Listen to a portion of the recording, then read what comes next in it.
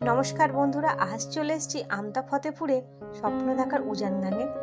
তো এইখানে প্রত্যেকটা বছর যেভাবে আয়োজন করে প্রতিটা সব কিছুটা এত সুন্দরভাবে আয়োজন করে যে কি ভালো লাগে। তা প্রতি বছরই আসি, তো এবছরে এসেছি, একটু লেট হয়ে গেছে আসতে। তখন দেখি অঙ্কন প্রতিযোগিতা শেষ হয়ে গেছে, কারণ ওখানে আমার ননদের ছেলে ছিল, তাই দেখার জন্য এসেছি, কিন্তু শেষ হয়ে গেছিলো। আর এদিকে দেখো, পুরো বাগানটায় চারিদিকটায় পুরো ফুল গাছপালায় ভরে আছে।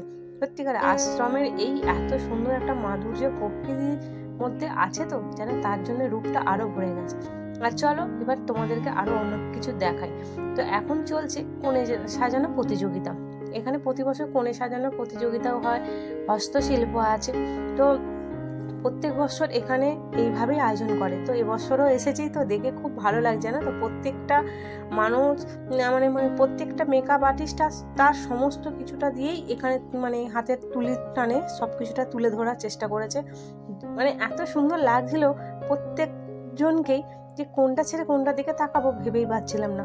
তো জানি না শেষ পর্যন্ত কে বিজয়ী হয়েছে, কারণ শেষ অবধি তো ছিলাম না, একটু আধটু ঘুরে ঘাড়ে তারপরে বাড়ি চলে এসেছিলাম, কারণ সরস্বতী পুজোর সময় ছিল তখন।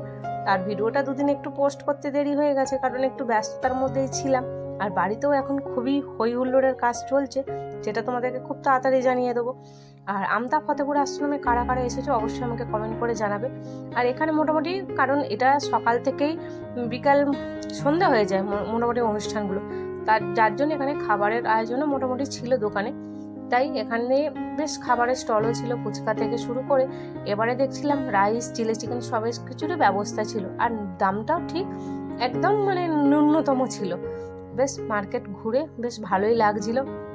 তো আমার ননদের ছেলে তো ওখানে আঁকার পর বলছে খিদে পেয়ে গেছে, তাই এখান থেকে ওর জন্য একটু রাইস আর চিলি চিকেন অর্ডার করেছিলাম। তো ওখানে নাকি খেতেও টেস্টি ছিল, যেটা আমার ননদের ছেলে বললো।